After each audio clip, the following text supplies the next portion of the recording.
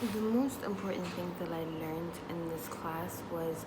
the existence of blind spot bias and the fact that we are so unaware of it. There was a study done by, I'm not sure who it was done by, but it was about these teachers that were asked to identify problematic behaviors with children, and technology showed that they were mainly focused on these black kids, but they weren't aware that they were focused on these black kids when these black kids were not presenting any problematic behavior. And the dangers was that they were unaware of the fact that they had bias, and that is what is systematically wrong with our society, because there's this blind spot bias that everybody has but is unaware, and it becomes almost like this deadly unspoken rule or code of conduct that everybody abides to but is unaware that they abide to it. And this is important to identify because there are different types of bias, like researcher bias and observer bias. And if there's bias in research, that means that we're not producing authentic material that is,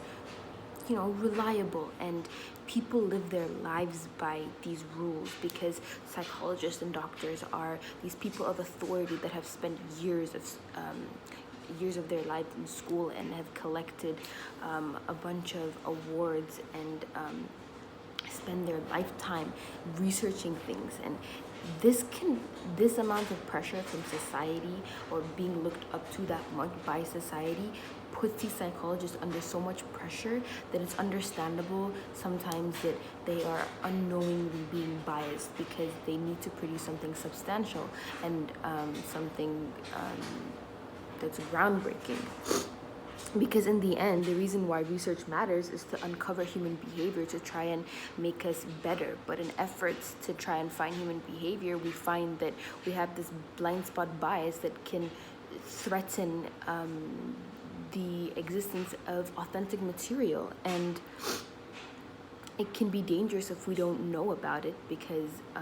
we live our lives by false facts. And